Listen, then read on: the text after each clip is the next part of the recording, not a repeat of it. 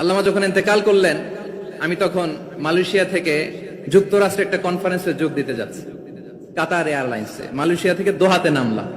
দোহায় যখন আমার ট্রানজিট, তখন শুনতে পেলাম যে আল্লামা বিদায় নিয়েছেন। সোশ্যাল মিডিয়ায় শুনে বিশ্বাস করতে পারলাম না। মুহূর্তের মধ্যেই মাসুদ সাইদি ভাইকে মেসেজ করলাম, উনি কোনো উত্তর দিতে পারলেন না। মাসুদ ভাইয়ের সাথে যখন কোলাকুলি করি, আমাদের শামীম ভাইয়ের সাথে যখন কোলাকুলি করি, মনে হচ্ছে আল্লামা সাইদির ঘ্রাণ পাই। শরীরটা লিটারালি কাঁপছিল, নিজেকে মানাতে পারছিলাম না, বিশ্বাস করতে পারছিলাম না যে আসলে আল্লামা বিদায় নিয়েছেন। ইন দ্য মিন টাইম আমার সেকেন্ড ফ্লাইট, দোহা টু নিউ ইয়র্ক, 12 ঘন্টার ফ্লাইটে উঠলাম। ইন্টারনেট থেকে বিচ্ছিন্ন হলাম। নামার পরে শুনলাম আল্লাহু আকবার, যেখানে ওনাকে কবরস্থ করার কথা ছিল সেখানেও কবর দিতে দেয়া হয় নাই। ছবিগুলো দেখতে লাগলাম, হাসিমাখা মুখ, হাসিমাখা নিথর দেহটা, মরণে হাসিবে তুমি কাঁদিবে ভুবন। From east to west, from north to south, the entire globe, গোটা বিশ্ব ওনার জন্য কেঁদেছে। গোটা বিশ্ব কেঁদেছে, কাবার গিলাফ ধরে ধরে মানুষ চিৎকার করেছে। সম্মানিত সুধী, হযরতুল আল্লাম শহীদ মরহুম আল্লামা দেলওয়ার হোসেন সাঈদী রাহিমাহুল্লাহ, ওনার স্মৃতি বিজড়িত আজকের এই ঐতিহাসিক প্যারেড ময়দানের তাফসিরুল কোরআনের প্রোগ্রামে সব আছে। স্টেজ আছে, শ্রোতা আছে, প্যান্ডেল আছে, মিডিয়া কাভারেজ আছে, কিন্তু আমাদের কলিজার টুকটাটা আমাদের মাঝে নাই। আজকের এই প্রোগ্রামে আলোচক হয়ে এই চেয়ারে আমি না বসে, ওই শ্রোতাদের কাতারে বসে যদি আমাদের আল্লামার নুরানি চেহারার দিকে তাকিয়ে ওয়াজ শুনতে পারতাম, আমাদের হৃদয়টা ঠান্ডা হয়ে যেত, আমাদের তৃষ্ণার্ত হৃদয় শান্ত হতো। সব আজকে আছে, কি যেন নাই, ঠিক কিনা বলেন? আল্লাহ তাআলা প্রতি 100 বছরে একজন মুজাদ্দিদ পাঠান, প্রতি 100 বছরে একজন মুজাদ্দিদ, যিনি সমাজকে সংস্কার করেন। আল্লামা দেলওয়ার হোসেন সাঈদী রাহিমাহুল্লাহ ছিলেন তেমন একজন মুজাদ্দিদ। চিৎকার করে বলেন ঠিক কিনা? উনি শিরক বিদআতের আস্তানাকে তছনছ করে দিয়েছেন, তাওহীদের বাণীকে সমুন্নত করেছেন, গণমানুষের কাছে তাফসিরুল কোরআনকে জনপ্রিয় করেছেন। আজীবন আজীবন তিনি ইসলামকে বিজয়ী শক্তি হিসেবে দেখার স্বপ্ন দেখতেন। এত প্রাঞ্জল ভাষা, এত চমৎকার আধুনিক প্রেজেন্টেশন, গণমানুষের কাছে কোরআনের তাফসিরকে এভাবে জনপ্রিয় করে তোলার মতো ব্যক্তিত্ব আল্লামা সাঈদী ছাড়া দ্বিতীয় কেউ এই বাংলার ভূখণ্ডে নাই। এই যে তাফসিরুল কোরআন, এই যে টার্মিনোলজি, এই টার্মটাই উনি আসলে জনপ্রিয় করেছেন। আমরা আগে জানতাম না যে এভাবে তাফসির করা যায়, এভাবে scientific indications of the Holi কোরআনকে মানুষের কাছে পেশ করা যায়, এভাবে এত জীবন ঘনিষ্ঠ করে, এত ইন্টারেক্টিভ করে কোরআনের কথাগুলো মানুষের কাছে উপস্থাপন করা যায়। উনি অন্যায়ের বিরুদ্ধে সবসময় সোচ্চার ছিলেন, প্রতিবাদী কণ্ঠস্বর ছিলেন। ওনার আলোচনা শুনলে দেহের রক্ত টকবক করে ফুটতে থাকতো। আল্লাহু আকবার, আল্লাহু আকবার, আল্লাহু আকবার। He was a strong mouthpiece of Islamic revivalism, Islamic জাগরণের স্ট্রং মাউথপিস ছিলেন আল্লামা সাঈদী রাহিমাহুল্লাহ। অনেক দোয়া পেয়েছেন, আমরা পড়েছি, এমন জীবন তুমি করিবে গঠন, মরণে হাসিবে তুমি কাঁদিবে ভুবন। গোটা বিশ্বকে তিনি কাঁদিয়েছেন।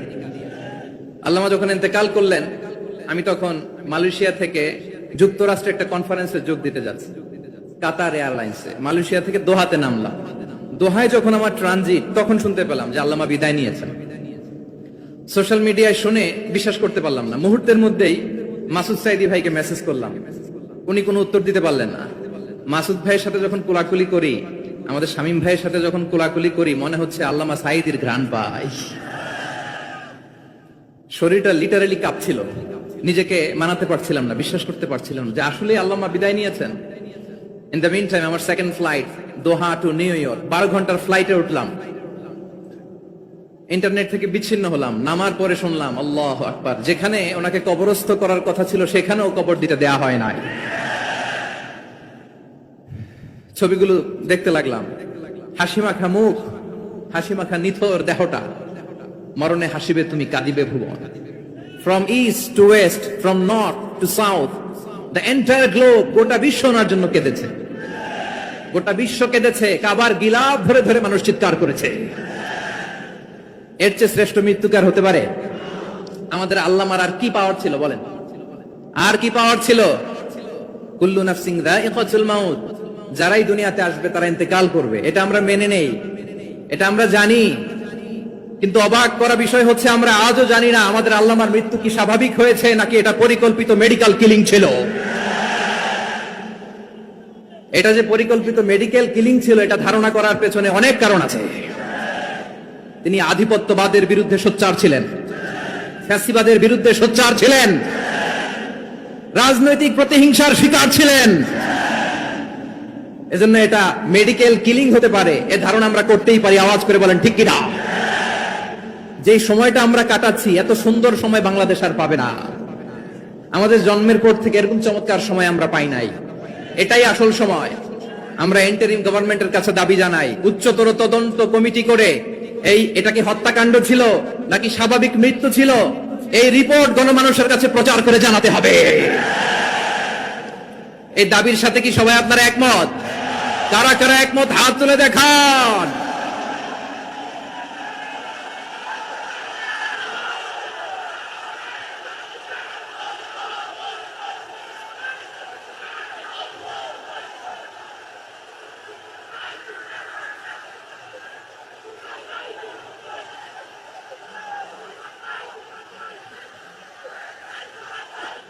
আমার প্রিয় ভাইয়েরা, প্রিয় চট্টলাবাসী, আল্লাহ তাআলা তার এই মুখলেস গোলামকে তার জান্নাতুল ফেরদাউসের মেহমান হিসেবে কবুল করুক, তার জীবনের সকল খেদমাগুলোকে কবুল করুক, জান্নাতুল ফেরদাউসের আলা মাকামে তাকে মেহমান হিসেবে কবুল করুক।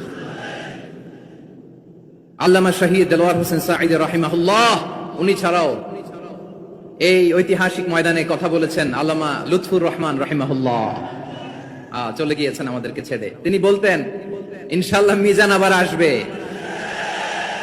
হুজুর আমি তো আসলাম, আপনি তো আমাদেরকে ছেড়ে চলে গেলেন।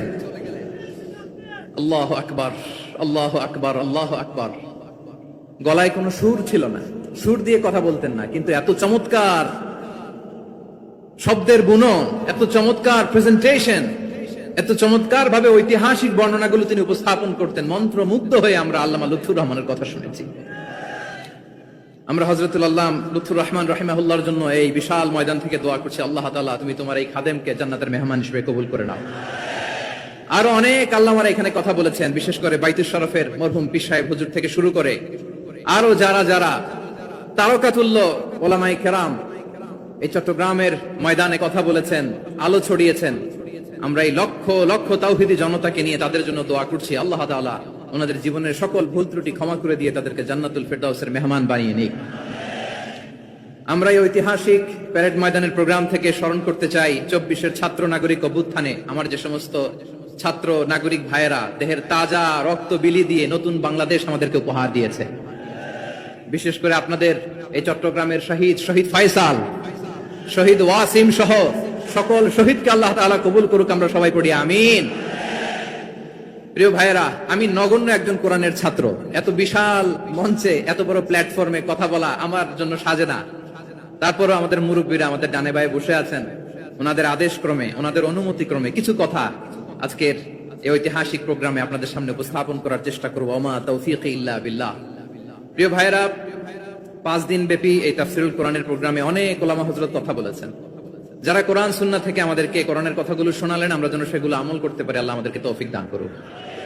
শুরুতে আমাদের নিয়তটাকে খালেস করে নেওয়া দরকার। এই যে গ্যাদারিং, এই যে হিউজ শোডাউন, এগুলো যদি আমাদের নিজেদেরকে পরিবর্তন না করে তাহলে এতে কোনো লাভ নাই। জোরে বলেন ঠিক কিনা? এই প্রোগ্রাম যদি আমাদের জীবনকে পরিবর্তন করে, আমাদের চিন্তার ডিএনএ কে চেঞ্জ করে দেয়, তাহলেই চট্টগ্রামের প্যারেড ময়দান সার্থক। আসুন আমরা চিন্তাকে খালেস করে নেই। আমরা সবাই নিয়ত করি যে যতটুকু কথা আমরা কোরআনের আলোকে শুনবো, আমলের নিয়তে শুনবো।